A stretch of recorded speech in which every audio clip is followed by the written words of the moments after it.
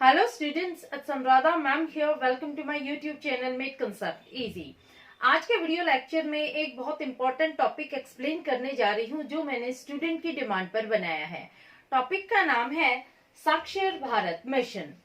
देखो, ये video lecture बहुत इंपॉर्टेंट है। इसमें मैंने सारे की पॉइंट्स एक्सप्लेन किए हैं। क्या टारगेट थे साक्षर भारत मिशन के, क्या ब्रॉड ऑब्जेक्टिव्स थे, सब मैंने डिटेल में एक्सप्लेन किया है। इसलिए पूरा वीडियो लेक्चर स्टार्टिंग से एंड तक ध्यान से देखना और अपने कमेंट जरूर लिखना कैसा लगा आपको मेरा वीडियो लेक्चर। तो सबसे पहले मैं आपको एक्सप्लेन करती हूँ कि ये मिशन क्या था, किसने इस मिशन को लॉन्च किया था, कौन से एज ग्रुप को टारगेट किया गया है इस मिशन के अंडर। तो देखो, Sakshar Bharat Mission is a Government of India initiative launched on International Literacy Day on 8th September 2009 by Prime Minister Dr. Manmohan Singh. ये जो साक्षर भारत मिशन प्रोग्राम था, ये भारत सरकार का एक इनिशिएटिव था, यानी इस प्रोग्राम को भारत सरकार ने लॉन्च किया था। कब लॉन्च किया था? On international literacy day. तो हम 8 सितंबर को सेलिब्रेट करते हैं। ईयर था 2009 और इसको लॉन्च करने वाले प्राइम मिनिस्टर का नाम था डॉक्टर मनमोहन सिंह। तो इस स्टेटमेंट में से 3 क्वेश्चन बन सकते हैं। पहला एमसीक्यू, साक्षर भारत मिशन को लॉन्च करने वाले प्राइम मिनिस्टर का नाम क्या था? तो आप लिखेंगे डॉक्टर मनमोहन सिंह। दूसरा, साक्षर भारत मिशन कौन से दिन लॉन्च किया था? तो आप लिखेंगे इंटरनेशनल लिटरेसी डे। और तीसरा क्वेश्चन, साक्षर भारत मिशन कौन सी डेट को लॉन्च किया था? तो आप लिखेंगे 8 सितंबर 2009। समझ में आया? तो 3 एमसीक्यू इस स्टेटमेंट में से बन सकते हैं। इसके बाद नेक्स्ट पॉइंट आता है, this programme was formulated to achieve 80% literacy level at national level by focusing on adult women literacy। देखो, ये जो प्रोग्राम फॉर्मुलेट किया गया था, इस प्रोग्राम का मेन एम क्या था? To achieve 80% literacy level at national level, यानी हमारे देश के 80% लोग लिटरेट हो। दूसरा जो मेन फोकसिंग पॉइंट था वो था एडल्ट विमेन लिटरेसी। यहाँ प्रायोरिटी दी थी फीमेल लिटरेसी पर, ज्यादा से ज्यादा विमेन को लिटरेट करना। देखो, साक्षर भारत मिशन का मेन एम यही था to reduce the gap between male and female literacy. जब हम फीमेल को लिटरेट करते हैं तो वो देश के लिए एक एसेट बनकर आती है, ना कि एक लायबिलिटी। अगर एक फैमिली में एक मदर लिटरेट है तो वो अपने बच्चों की पढ़ाई पर ध्यान देगी, वो अपने बच्चों को स्कूल भेजेगी, उनमें वैल्यूज इम्पार्ट करेगी, उनके अंदर एटिकेट्स डेवलप करेगी, मॉरल वैल्यूज डेवलप करेगी, बच्चों के फ्यूचर को न्यू शेप देगी, न्यू डायरेक्शंस देगी। देखो, एक लिटरेट वुमेन इंडिपेंडेंट बनती है, उसका कॉन्फिडेंस डेवलप होता है, उसकी स्किल डेवलपमेंट होती है, उसकी हाई सेल्फ एस्टीम और हाई सेल्फ एफिकेसी होती है, उसका प्रॉब्लम सॉल्विंग बिहेवियर होता है, हर डिफिकल्ट से डिफिकल्ट प्रॉब्लम को वो प्रॉपरली टैकल कर पाती है। तो हमें विमेन को ज्यादा से ज्यादा लिटरेट करना चाहिए, क्योंकि देश की टोटल पॉपुलेशन का 50% हिस्सा विमेन है। अगर विमेन को लिटरेट करते हैं तभी कंट्री डेवलपिंग कंट्री से डेवलप्ड कंट्री की लिस्ट में आएगी। अदरवाइज विमेन इलिटरेट होने की वजह से वो देश के डेवलपमेंट में कंट्रीब्यूट नहीं कर पाएगी। इसलिए साक्षर भारत मिशन का मेन मोटिव यही था कि ज्यादा से ज्यादा फीमेल लिटरेसी को इंक्रीज किया जाए। क्लियर? तो देखो, इस पैराग्राफ में आपके 2 एमसीक्यू बन सकते हैं। पहला एमसीक्यू, कितने % लिटरेसी लेवल नेशनल लेवल पर अचीव करना साक्षर भारत मिशन का एम था? तो आप लिखेंगे 80% literacy level at national level. और दूसरा क्वेश्चन बन सकता है कि कौन सा ग्रुप मेन फोकस पॉइंट था? तो यहाँ मेन फोकस पॉइंट था एडल्ट विमेन लिटरेसी। यहाँ फीमेल लिटरेसी को प्रायोरिटी दी गई थी। Clear? Next point is to create a literate society through various teaching learning program to known and new literates of the age group of 15 years and above। यहाँ जो targeted group था वो था 15 साल और 15 साल से बड़े एडल्ट्स।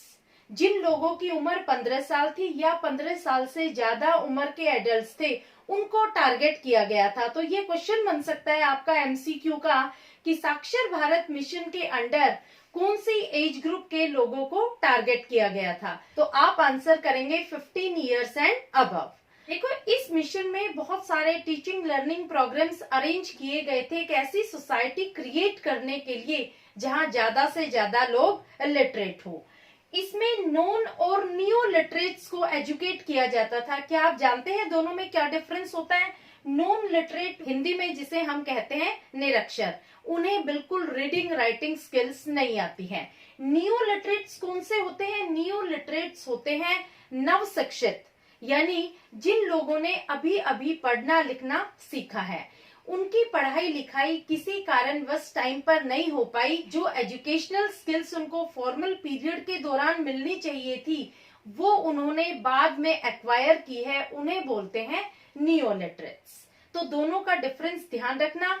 नॉन लिटरेट और नियो लिटरेट क्या होते हैं? नॉन लिटरेट का मतलब होता है जिन लोगों को बिल्कुल भी पढ़ना लिखना नहीं आता है, और नियो लिटरेट्स वो लोग होते हैं जिन्होंने एजुकेशनल स्किल्स अभी अभी एक्वायर की हैं। फॉर्मल टाइम पर वो उस स्किल को एक्वायर नहीं कर पाए किसी भी कारण की वजह से, लेकिन बाद में उन्होंने वो स्किल एक्वायर की है, तो उन्हें बोलते हैं neo literates. Next point is Saakshar Bharat mission is new version of NLM. NLM क्या होता है? नेशनल लिटरेसी मिशन, जो 5 मई 1988 को लॉन्च हुआ था। इस प्रोग्राम पर मैंने पूरा वीडियो लेक्चर अपलोड किया हुआ है, आप उस लेक्चर को देख लेना, सारी नॉलेज आपको मिल जाएगी। इस मिशन का भी यही टारगेट था, to eradicate illiteracy among adults. इस मिशन में जो टारगेटेड ग्रुप था वो था 15 to 35 इयर्स ऑफ एज, 15 से 35 साल के नॉन एंड न्यू लिटरेट्स को एजुकेट करना। अब देखो, नेक्स्ट पॉइंट आता है साक्षर Bharat mission goes beyond 3 hours but also create awareness about social disparities and deprivation. 3 hours का मतलब क्या हुआ? 3 आवर्स का मतलब होता है reading writing and arithmetical calculations. देखो, ये जो साक्षर भारत मिशन है ये प्रोग्राम 3 आवर्स से बहुत ज्यादा है।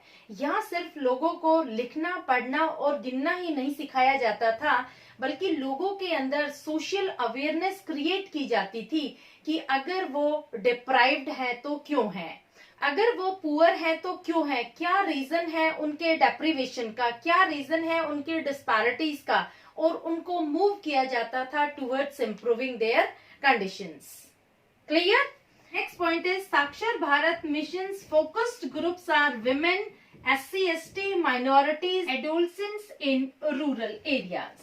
देखो, साक्षर भारत मिशन का जो मेन प्रायोरिटी ग्रुप था वो था विमेन एजुकेशन, लेकिन विमेन एजुकेशन के साथ साथ SC, ST group, OBC group, minorities group और ऐसे एडोलसेंट्स जो रूरल एरियाज में हैं और उनकी पढ़ाई लिखाई किसी कारणवश नहीं हो पाई, उन लोगों को लिटरेट करना भी इस मिशन का मेन ऑब्जेक्टिव था। क्लियर?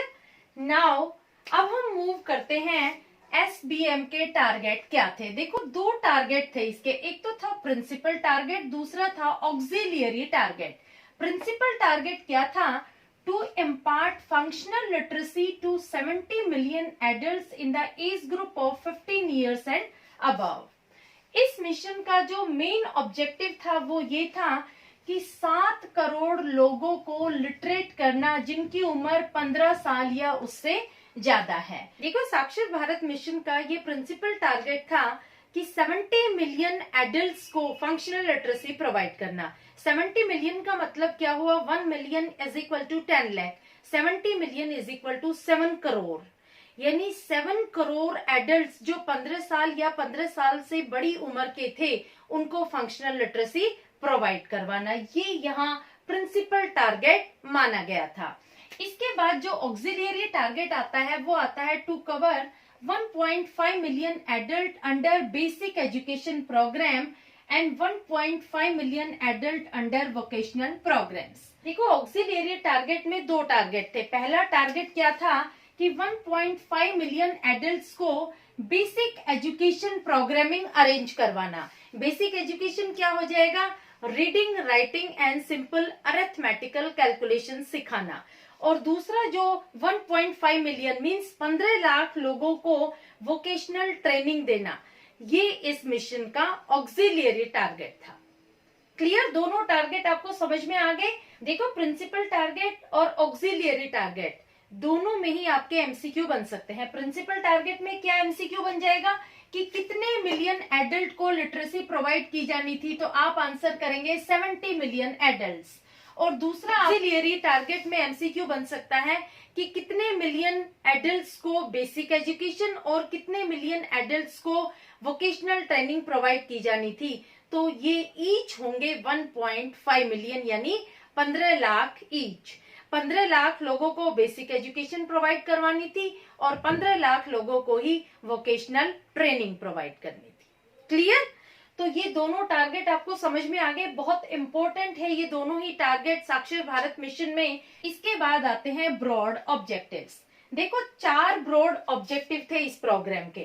पहला ब्रॉड ऑब्जेक्टिव क्या था? Impart functional literacy and numeracy to non literates. Non literates वो होते हैं जिनको बिल्कुल भी रीडिंग, राइटिंग और मैथमेटिकल कैलकुलेशंस नहीं आती हैं, तो उनको इम्पार्ट करना था फंक्शनल लिटरेसी एंड न्यूमरेसी। तो साक्षर भारत मिशन का एम यही था कि उन लोगों को सेल्फ रिलायंट बनाया जाए इन 3 आवर्स, यानी उनको रीडिंग, राइटिंग और मैथमेटिकल कैलकुलेशंस में सेल्फ रिलायंट बनाया जाता था। इसके साथ साथ उनकी प्रैक्टिकल स्किल्स भी डेवलप की जाती थी जो रियल लाइफ में रिक्वायर्ड होती हैं। जैसे आपने उनको लिखना सिखा दिया, वो सिंपल राइटिंग तो कर सकते हैं, लेकिन क्या वो अपनी थॉट को प्रॉपरली एक्सप्रेस करके एक आर्टिकल लिख सकते हैं?